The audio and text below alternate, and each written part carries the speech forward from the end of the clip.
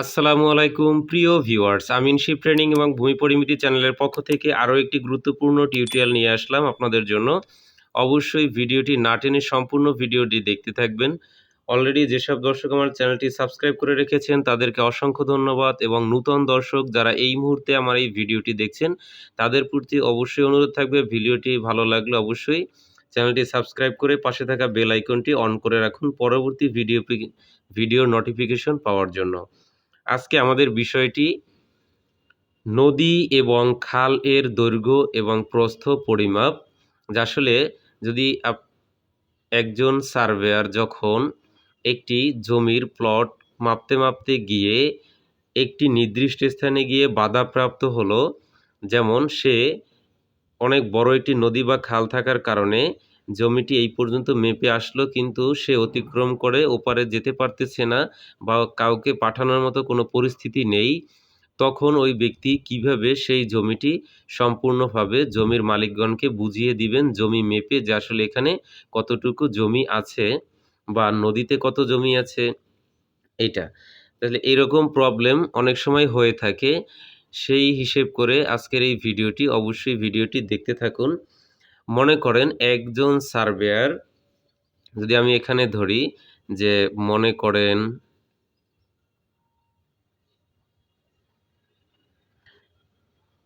একজন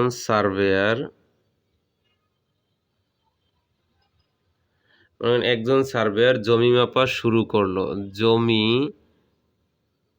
মাপা শুরু করলো।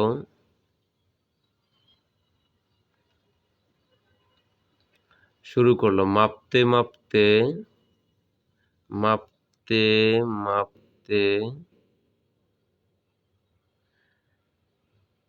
মাপা শুরু করলো। মাপতে মাপতে এ বিন্দু থেকে, মনে করেন আমরা একটি এ বিন্দু নিলাম।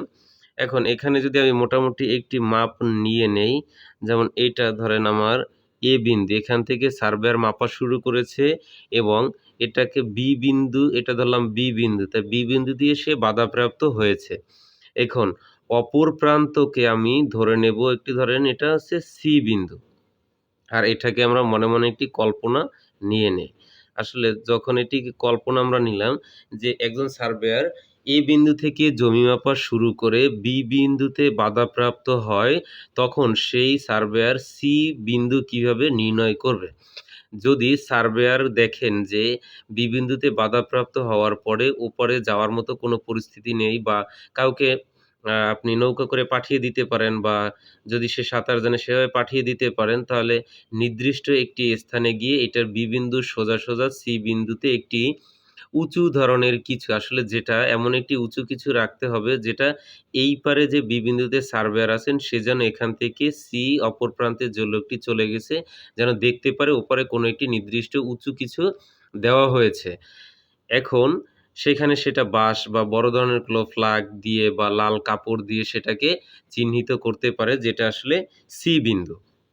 তাহলে একজন সার্ভেয়ার যখন জমি মাপা শুরু করলো এ বিন্দু থেকে জমি মাপতে মাপতে বি বিন্দুতে বাধাপ্রাপ্ত হয়, এবং সি বিন্দুতে যেতে যেভাবেই হোক, নৌকা করে হোক কিংবা কোনো লোক থেকে ওপার পাঠিয়ে হোক, একটি নির্দিষ্ট সি বিন্দু এখানে সে পরিমাপ করলো, বা সেখানে একটি সে নির্দিষ্ট স্থানে বিন্দু এইটা একটি বাঁশ বা এখানে রেখে আসলো যাতে এপার থেকে জিনিসটি দেখা যায়। কিন্তু নদী পরিমাপ করতে যেতে যদি নদী বা খালের ওপারে বড় কোনো গাছও থাকে বা বৈদ্যুতিক খুঁটি থাকে তাহলে আরো ভালো হয়ে গেল। সেক্ষেত্রে সেই বস্তুটিকে আপনি সি বিন্দু ধরে নিবেন। এখানে ধরেন বাঁশ বা বৈদ্যুতিক খুঁটি যেটাই থাকুক, আমাকে এটাকে কল্পনা করতে হবে। এখন আমাকে বি কে কেন্দ্র করে, আমার বি কে কেন্দ্র করে যদি আমি সি বিন্দু পয়েন্ট করে নিতে হবে, তাহলে বি কে কেন্দ্র করে একটি লম্ব আঁকতে হবে। তাহলে আমি বি কে কেন্দ্র করে সির দিকে একটি লম্ব, এখন বি এর দিকে কেন্দ্র করে বি কে কেন্দ্র করে একটি লম্ব আঁকি। সেটি হচ্ছে বি বিন্দুতে যেখানে গিয়ে থেমেছি এখান থেকে একটি আমি লম্ব নিয়ে নিব। এখন লম্বটি বিডি, আমি ডি বিন্দু যতটুকু আমি মেপে নিব, সেখানে আমি একটি ডি বিন্দু ধরে নিচ্ছি যে এই বিন্দুটি ডি বিন্দু। তাহলে মাপতে মাপতে এবি বিন্দুতে গিয়ে মাপতে মাপতে এ বিন্দু থেকে বি বিন্দুতে গিয়ে বাধাপ্রাপ্ত হয়। বি বিন্দুতে গিয়ে বাধাপ্রাপ্ত হয়।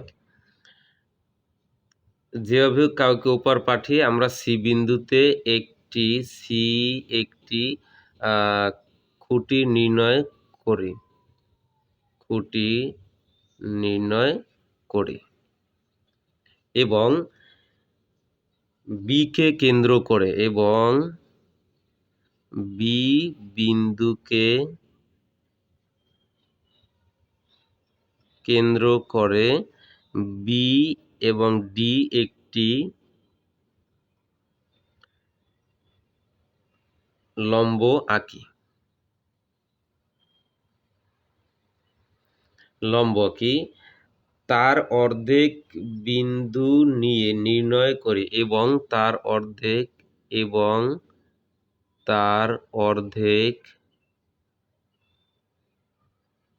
বিন্দু নির্ণয় করব। তার অর্ধেক বিন্দু যদি আমরা নির্ণয় করি তাহলে আমাদের এখানে বিডি যতটুকু আমরা বিন্দুটি নিয়েছি তার অর্ধেক বিন্দু নির্ণয় করলে আমাদের কি হবে? তাহলে ওখানে আমাদের যে বি বিন্দু অর্ধেক নির্ণয় করলে আমাদের ওখানে একটি বিন্দু আমরা অঙ্কন করব। নির্ণয় করি তাহলে অর্থাৎ বিডি যদি আমি ১০০ ফুট নেই তাহলে ৫০ ফিটের মনে করুন বিডি যদি আমি ১০০ ফিট নেই তাহলে ৫০ ফিট তাহলে অর্ধেক ৫০ হবে। সেখানে ই একটি বিন্দু কল্পনা করি বা আঁকি বা নির্ণয় করি যেটাই হয় ই বিন্দু নির্ণয় করি। ই বিন্দুতে একটি বাঁশ বা ফ্ল্যাগ দাঁড় করিয়ে দিব। ই বিন্দুতে একটি বাঁশ বা ফ্ল্যাগ দাঁড় করিয়ে দিব।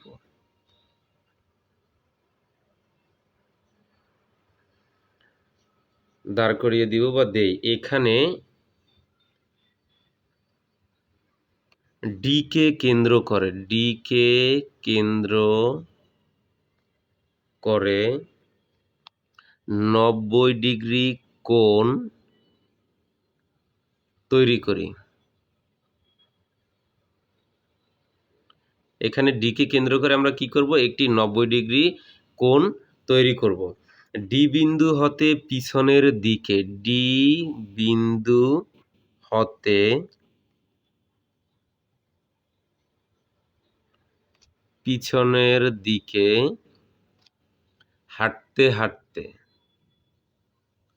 পিছনের দিকে হাঁটতে হাঁটতে এমন এক জায়গায় যাব বা আসব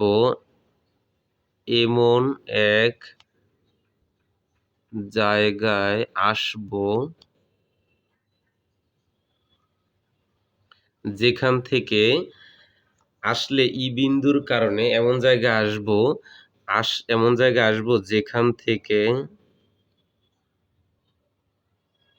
যেখান থেকে ই বিন্দুর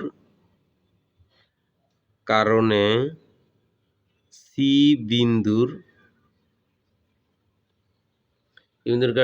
বিন্দুর ফ্ল্যাগ বা বাঁশ নিশানা দেখা যাবে না।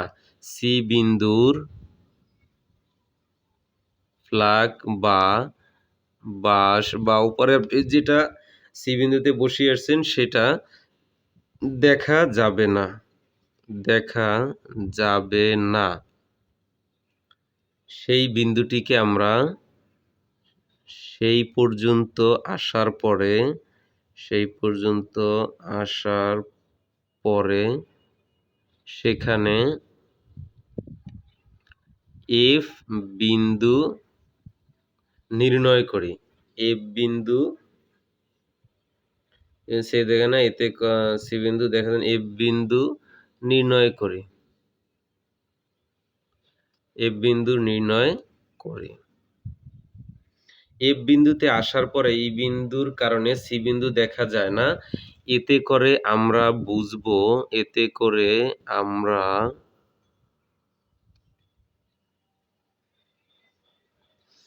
করে আমরা বুঝবো যে বা বুঝবো বা বলতে পারি সি ই এবং হচ্ছে এফ একই সরল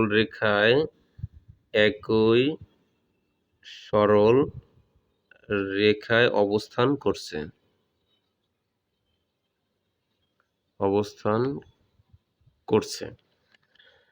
সিইএফ একই সরলরেখায় অবস্থান করার কারণে দুইটি সমান সমান ত্রিভুজ তৈরি হয়েছে। সিইএফ একই সরলরেখায় অবস্থান করার কারণে দুইটি সিই এবং এফ একই সরলরেখায় থাকার কারণে সমান সমান দুইটি ত্রিভুজ তৈরি হয়েছে।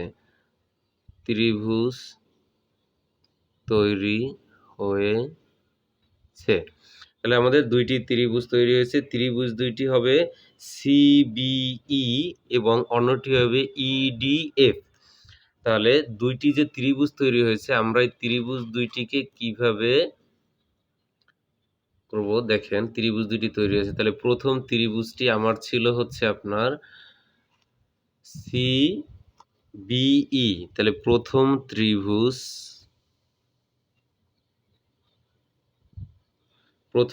হচ্ছে সিবিই এবং দ্বিতীয়টি হলো ইডি এবং হচ্ছে এফ। তাহলে দুটি সমকোণী ত্রিভুজের সমকোণ সংলগ্ন। এখন আমি এখানে লিখতে পারি দুটি ত্রিভুজের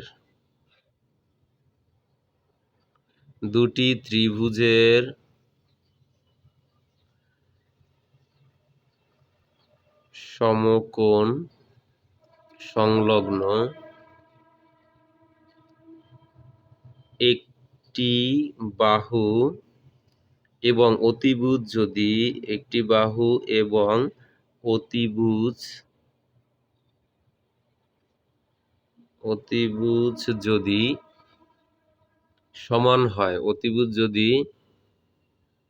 সমান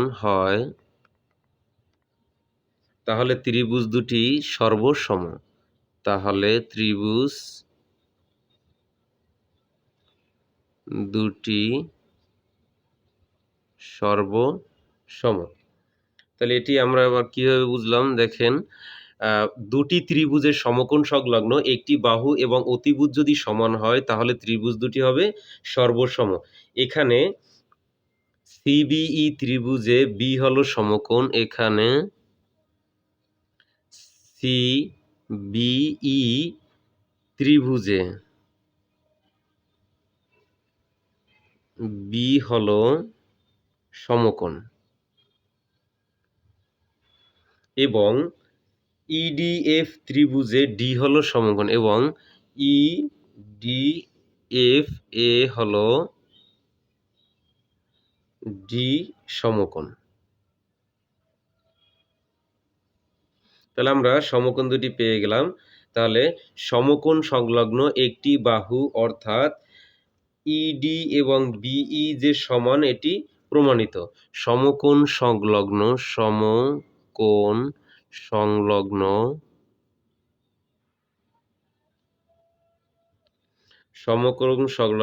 একটি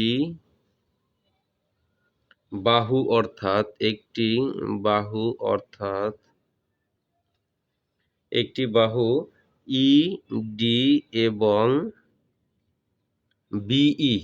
ইডি এবং বি হলো যে সমান এটি প্রমাণিত। অতিভুজ কিভাবে সমান হলো? একটি সূত্রের দ্বারা সমকোণী ত্রিভুজের সমকোণ সংলগ্ন দুইটি বাহু যদি সমান হয় তাহলে অতিভুজ সমান হবে। যেমন সিই অতিভুজ এবং ইএফ অতিভুজ সমান। তাহলে অতিভুজ কিভাবে সমান হয়? অতিভুজ অতিভুজ কিভাবে সমান হলো? অতিভুজ কিভাবে সমান হলো? একটি সূত্রের দ্বারা সমকোণী ত্রিভুজের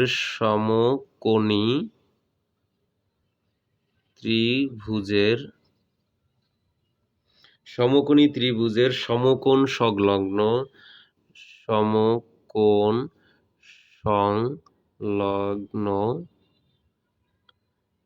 দুইটি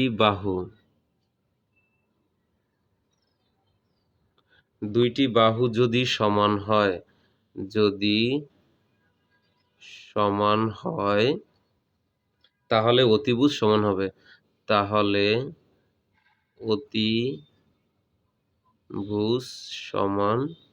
হবে। যেমন আমরা পেয়েছিলাম কি সিই অতিভুজ এবং ইএফ হচ্ছে অতিভুজ। তাহলে এটিও প্রমাণিত। তাহলে প্রথম দিক থেকে আমরা যে জিনিসটি দেখতে চাচ্ছিলাম যে নদী এবং খালের দৈর্ঘ্য, প্রস্থ এবং চওড়া এটির যে পরিমাপের অপশনটি ছিল সেটি আমরা এখন এখান থেকে দেখে নিব। তাহলে আমরা এখানে কি দেখেছিলাম যে একজন সার্ভেয়ার এ বিন্দু হতে বি বিন্দুতে পরিমাপ করার পরে এখানে বাধাপ্রাপ্ত হয়। এখন ওপারে কোনো লোক বা কাউকে পাঠিয়ে দিয়ে এখানে একটি ফ্ল্যাগ বাঁশ বা অন্য বৈদ্যুতিক খুঁটি বা বড় কোনো যদি গাছ থাকে বা যদি কোনো কিছু না থাকে নিজেরা কোনো কিছু বসিয়ে এখানে সি বিন্দু আমরা নির্ণয় করেছিলাম। সি বিন্দুতে এখানে আমরা এ বিন্দু হতে বি বিন্দুতে আসার পরে আমরা বিডি একটি লম্ব নিয়েছিলাম। যার দৈর্ঘ্য আমরা যদি মনে ১০০ ফিট ধরি তাহলে এর অর্ধেকে এসে আমাদের একটি পয়েন্ট নির্ণয় করতে হবে। যেটিকে আমরা ই বিন্দু হিসাবে নিয়েছিলাম, ই বিন্দু। এরপরে বিডি বিন্দুতে লম্বর পরে ডি বিন্দু হতে আমরা যে পিছন দিকে আমরা চলে আসছিলাম এমন একটি বিন্দুতে যে বিন্দুটিকে আমরা এফ বিন্দু ধরে নিয়েছিলাম। এখন ডি বিন্দু হতে পিছন দিকে হাঁটতে, হাঁটতে এমন একটি পর্যায়ে আমরা চলে আসছিলাম যেখান থেকে সি বিন্দুতে যে আমার ফ্ল্যাগ ছিল এখান থেকে ই এর কর্ণ ধরে এই পর্যন্ত আসলে তাহলে আমার কিন্তু এই সি এর ফ্ল্যাগটি দেখা যাবে না। তখন কিন্তু আমার এখানে দুটি সমকোণী ত্রিভুজ তৈরি হয়েছিল। এটি আমাকে বুঝতে হবে সমকোণ তৈরি হয়েছিল। তাহলে এটা আমরা এফ বিন্দু ডিইসি এখানে দুটি আমার কোণ উৎপাদন হয়েছিল এবং সমকোণী ত্রিভুজের সমকোণ সংলগ্ন একটি বাহু অর্থাৎ ইডি এবং বি এটি প্রমাণিত হয়েছিল এবং অতিভুজ যে সিই এবং ইএফ সিই সিই এবং ইএফ অতিভুজ এ দুটিও প্রমাণিত। তাহলে আমরা আজকের ভিডিও থেকে জানলাম নদী এবং খালের দৈর্ঘ্য প্রস্থ পরিমাপ করতে হলে কি উপায়ে আমাকে সঠিক প্রসেসিং ব্যবহার করতে হবে আমরা এটি জানলাম। অবশ্যই এতক্ষণ সঙ্গে থাকার জন্য আন্তরিকভাবে ধন্যবাদ। অবশ্যই ভিডিওটি ভালো লাগলে চ্যানেলটি সাবস্ক্রাইব করে পাশে থাকা বেল বাটনটি অন করে রাখুন। আজকের মতো এখানেই বিদায় নিচ্ছি। আসসালামু আলাইকুম। আল্লাহ হাফেজ।